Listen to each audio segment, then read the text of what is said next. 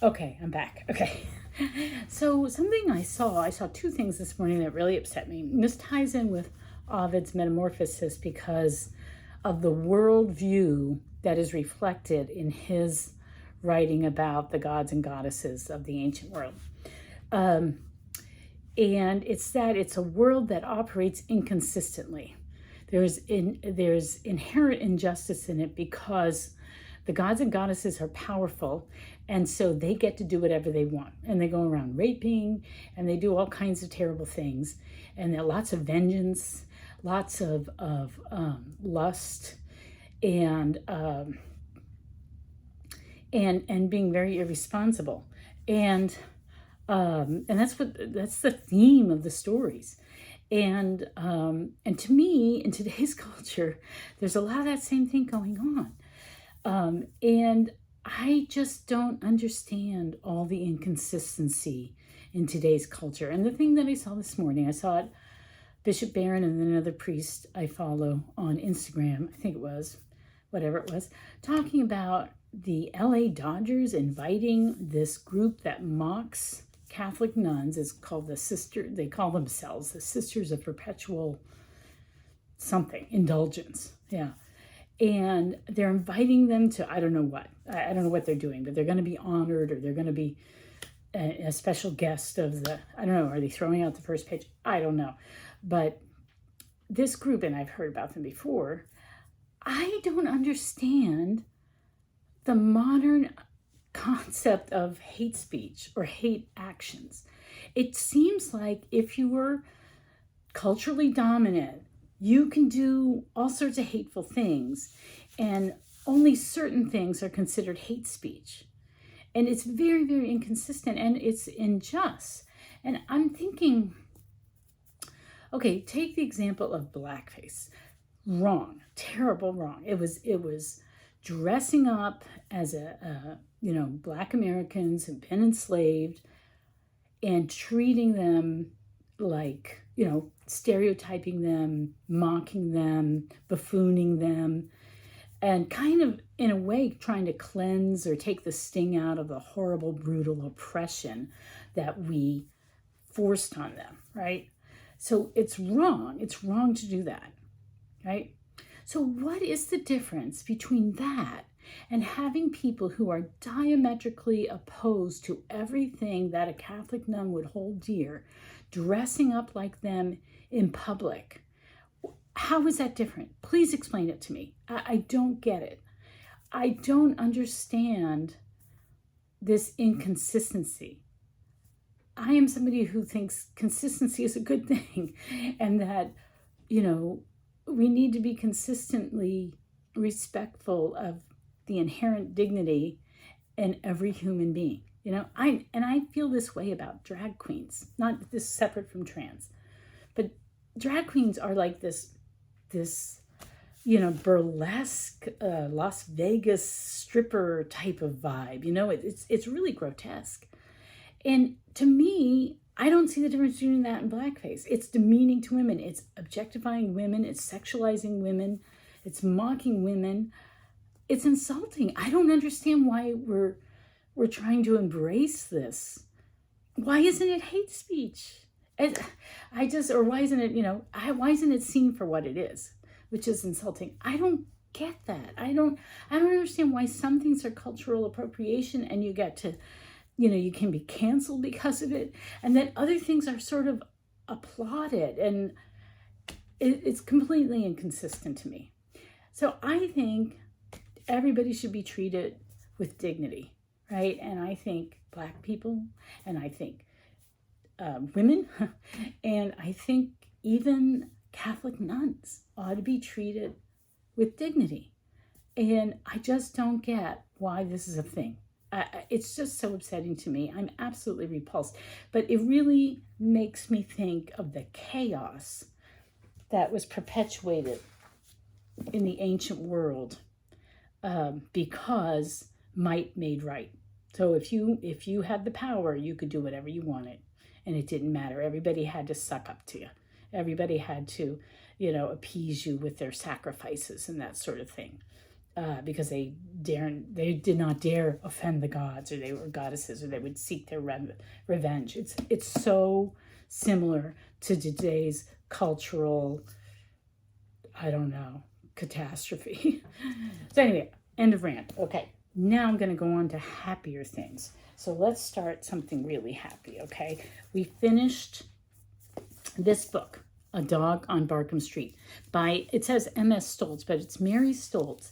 I bought this book at a secondhand sale a while ago. It's been sitting on my shelf for years. I finally picked it up and read it to the 7-year-old. We really enjoyed it. I really admired her writing. And I know, the reason why I picked it up is I know that in my childhood, I read a book by her, but I can't remember which one. I went to Thrift Books and I got the second book in the trilogy, which is called The Bully of Barkham Street. And I looked through there and there was a whole bunch of books. I looked at all the titles, but I don't remember the one that I might have read. But she's very familiar to me. I'm pretty sure I've read books written by her. Now, I think she wrote in the 50s and 60s. And these are kids' books, although she might have done some like young adult or adult books. I'm not sure. But I'm so impressed by this book. I really want to try to read more of Mary Stoltz. I think she's sort of a forgotten author that maybe it would be really nice to revisit her. Yeah, we really enjoyed this book. It was very well written. The characters were all wonderful. The issues were great. It was just perfectly written for a kid's level. It's from a kid's perspective, but there's also you know, lessons to be learned very gently. Yeah, I really enjoyed it, and I want to find out more about Mary Stoltz. I'm looking forward to, we're hoping, Thrift Books says it's on its way. So we're hoping we'll get the book soon, and I can start reading it out loud to the 7-year-old.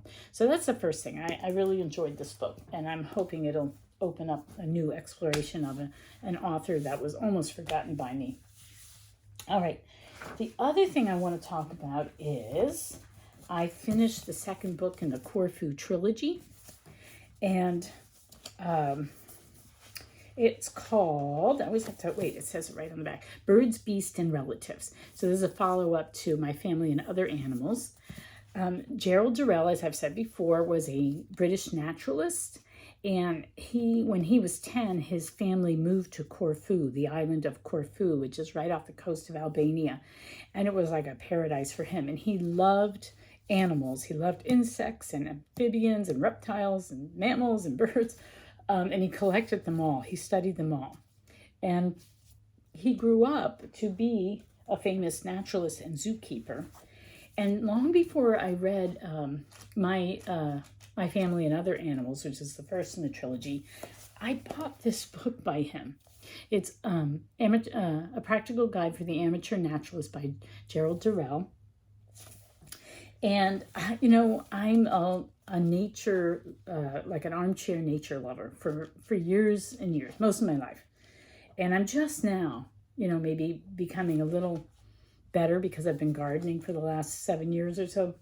But I've always wanted to be. It's one of those unfulfilled ambitions. But I bought this book just on a whim, and I never really read it. I just sort of looked through at the beautiful illustrations and photographs. But it's on my shelf for, 30 years or something.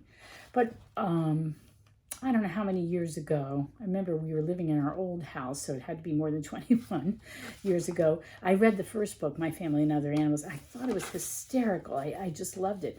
I never went any further with it, though. But I recognized that he was this author, was the same author as this book that I picked up.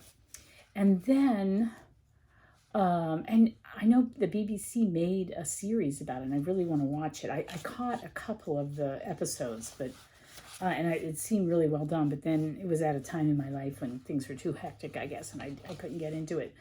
But I'd like to now. I really would now that I'm reading the trilogy.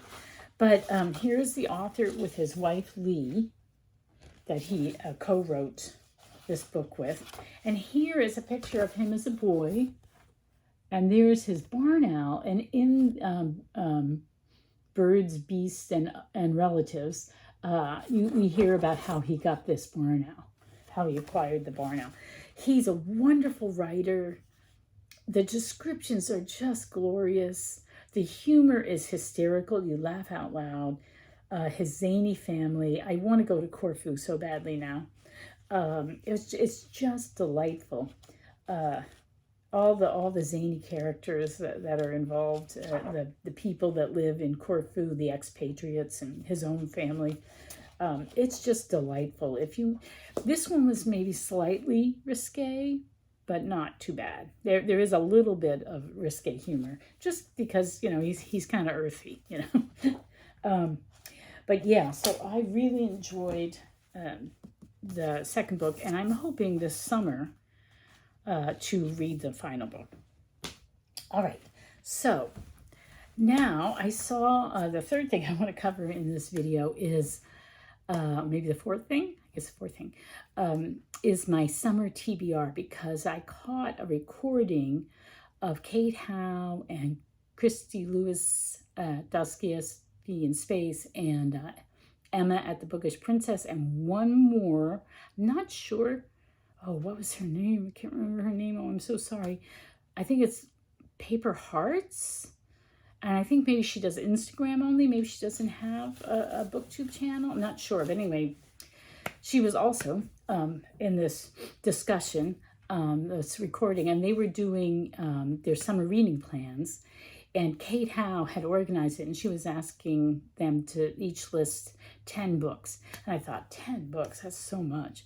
Well, then I looked at my own TBR. And I realized I have more like 14 books. And I have 2 ongoing books that are taking me forever to read on top of that. So I'm gonna quickly do my summer reading.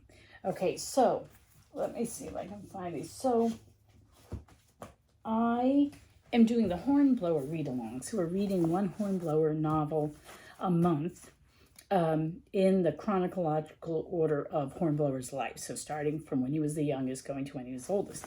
So here's something really stupid that I discovered, because everybody in April was saying, what about Hornblower during the crisis? And I didn't remember the book at all. And I went and I looked at my collection, and I didn't see it. So I thought, well, that's crazy. And I accidentally read the next month's book, insisting to everyone who said, well, what about Hornblower during the crisis? That I had never heard of Hornblower. And look, it was sitting on the shelf the whole time. I'm going crazy. So I may try to read this, or maybe I'll wait. This is just sort of, I don't know how I'm going to fit this in. If I'm going to try for it this summer, if I'm going to tag it on at the end. Now, the thing is, it is a little bit confusing, I think, because it's sort of out of order from what I understand. So I'm not sure. I'm not sure what I'm going to do with this, but I apologize to anybody who I confused, because I don't have my own act together when hosting a read-along, and I completely forgot about this book and moved on to the next one. So let's see if I can do this in order here, at least. Let's see. Okay, so May's book was Beat to Quarters, or The Happy Return. That was the title in England, but in America it was published Beat to Quarters. The next one for June is Ship of the Line. I'm going to read that in June. And then Flying Colors in July. And when is this set? Yeah, this is kind of Jane Austen adjacent, because it's still during the Napoleonic Wars. And then, so for Jane Austen, July. And then in August, I'm going to read Commodore Hornblower. So those are 3 right there. And then I may or may not squeeze in this one, Hornblower During the Crisis. So that's my Hornblower. Then, let me look at my list. Then I want to participate still in Historathon. So I'm only reading 1 book per quarter. So Historathon is something that was started by Vin at Revenant Reads. And each quarter of the year, they're doing a particular time period. They're reading history, not historical fiction or anything, but actual, nonfiction history books. And I read a book on Neanderthal man. This time I want to read, I think I want the book 1491. I got to go to the library and see if they have it or request it, which is what the state of things was before Columbus discovered the Americas. And so that's the one that I've had in my head that I wanted to read. And so it's the end of May and I still haven't gotten a hold of it, but I got to get a hold of it. And then I want to read that one. And then I'm still, I'm still doing the series about series, right? So this is one of the series that I wanted to read, this trilogy, the Corfu trilogy. But I'm also have been over the years trying to read through the Swallows and Amazon series by Arthur Ransom. I only own 7 of the books, but there's actually 12 in total. This is the last one that I own, the 7th one, We Didn't Mean to Go to Sea. These are great books to read in the summer anyway. They're wonderfully written children's chapter books about the adventures of these children, usually having to do with sailing. So I want to read this for this summer too, and that will continue my quest to read all of the Swallows and Amazon books. And then I know for Sean Standfast's Fated Pages book club, they're picking, we voted, and I think the one that won is a travel log, and I'm not sure what century, but a long time ago, by Ibn Fadlan. An Arab goes north, so he apparently travels, I think, into Russia. So that, I've never heard of it before, so that sounds really interesting to read. That sounds quite interesting because I know nothing about any of that. I've never even heard of it before. So I'm thinking that's what the pick is going to be. I don't know 100%, but I'm pretty sure that's probably what it is. Right now for that, I'm just started reading The Inheritors by William Golding. Nobody likes it. It was my pick. And I don't even know if I like it yet because I just started it. But that's what I'm working on now for that book club. So that's June. So Hornblower, 1491, probably Ibn Fadlan's An Arab Travels North or something like that. I'm not sure what the title. And then We Didn't Mean to Go to Sea. And then in July, I'm having my Sustainability July. So, and I already announced that. Maybe I can try to link to the announcement, but it's not that important. But the 2 books I want to read for that are the Reread Laudato Si. Still can't find my copy, so I got to get a copy of that. You can also read it online. And that is the encyclical by Pope Francis that he wrote back in 2015. And it's about a Christian perspective on the state of the environment. And it's really, really good. I've read it twice and I want to reread it again. It's very inspirational. It's very, it really shifts your mindset, and it's also very consistent. It's really, truly a work of theology as well as being a practical perspective on how human beings relate to both the earth and the poor, because they're tied together. So yeah, and then the secular book that I wanted to read for that, for Sustainability July, is Nature's Best Hope by Dr. Doug Tallamy. So I have that on my Kindle. So I kind of like to get it hardcover, but I think I'll just reread it on that. Then, of course, another Hornblower, this is for July. Then whatever, I've decided I might not, I have to tell Sean this, I might not participate in the July Fated Pages book club because I want to do Jane Austen. I didn't do Jane Austen July last year, but this year I saw the newest production of Sense and Sensibility. I think it was the BBC's, did a series. And I hadn't watched it because I really liked Emma Thompson's version as one of my favorite movies. And I've watched it many times and I didn't want it to be ruined. But my husband started watching it. And so then I started watching it with him. And I liked it. I really liked it. And then right after I saw it, I saw Miranda Mills. You know her channel. She has a huge channel. She's British. And she has the Comfort Book Club, which I'm not a member of, but sounds like a fun book club. Anyway, she's wonderful. I love to watch her videos. And they had read Sense and Sensibility, and they did the best analysis. It was better than any kind of thing I've read anywhere else, analyzing it. It was just so good. It really made me want to reread Sense and Sensibility. So I thought maybe I'll do that for Jane Austen July. So I would like to reread that. And I forgot the book. I also got a book by an kind of an Instagram historian. Oh, I wish I brought the book down. It's called Uproar.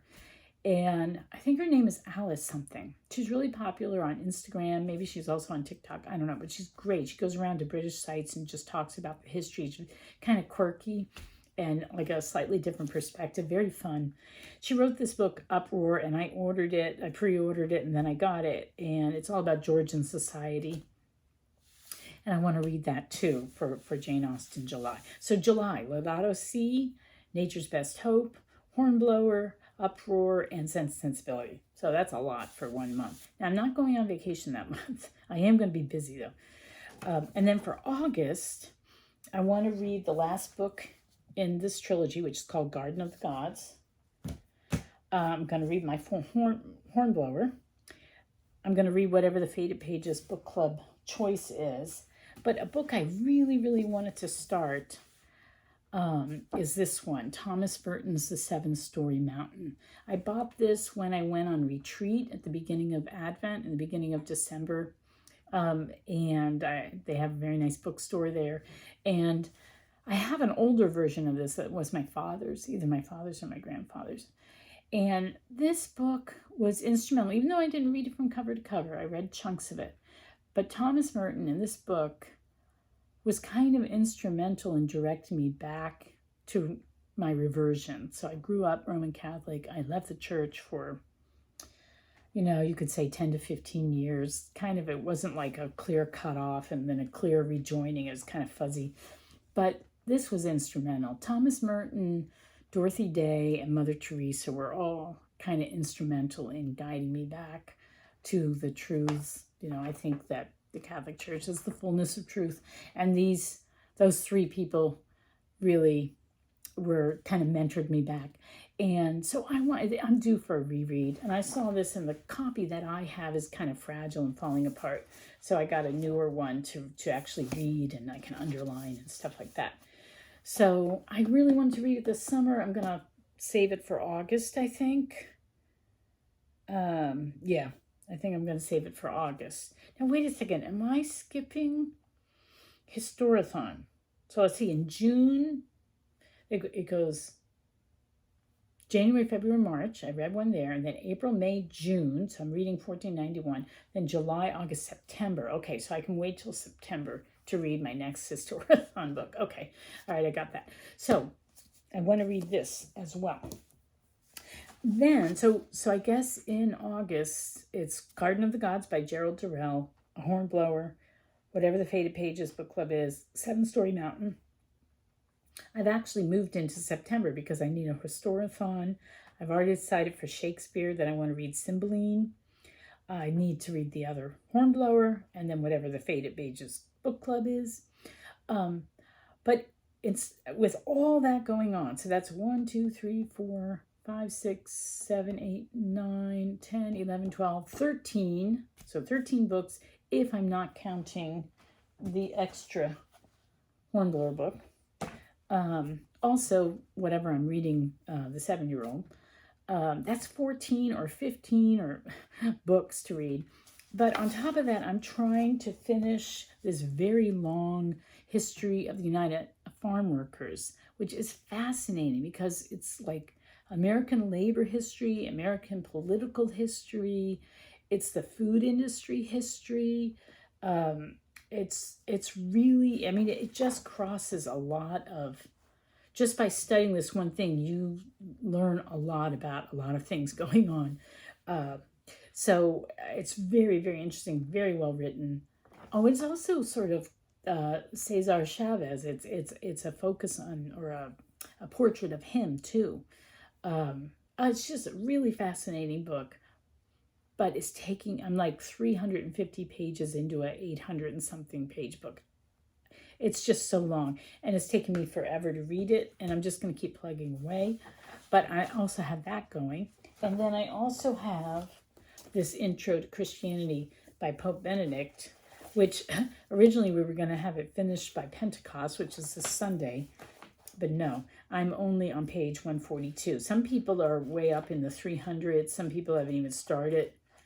So we're in a Voxer group. We're just sort of posting our thoughts as we read, more or less. Some people I'm doing it more, I think, than other people.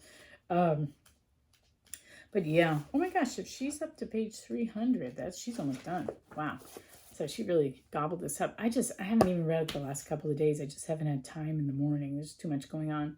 I'm really looking forward to when school's out and I don't have to I'm not watching my little grandchildren, who I love dearly, but I'm not watching them today either. Well, I'm going to watch them later today. But I love them dearly. It's such a gift. It's such a joy. But it does take up time and energy, and also getting the 7-year-old to school and back. And, I think over the summer, things will just be a little bit more laid back and I'll be able to read. That's the hope. So we'll see. So anyway, 25 minutes, so I better stop. Anyway, I wish you all well. Happy reading, and I'll talk to you later. Bye.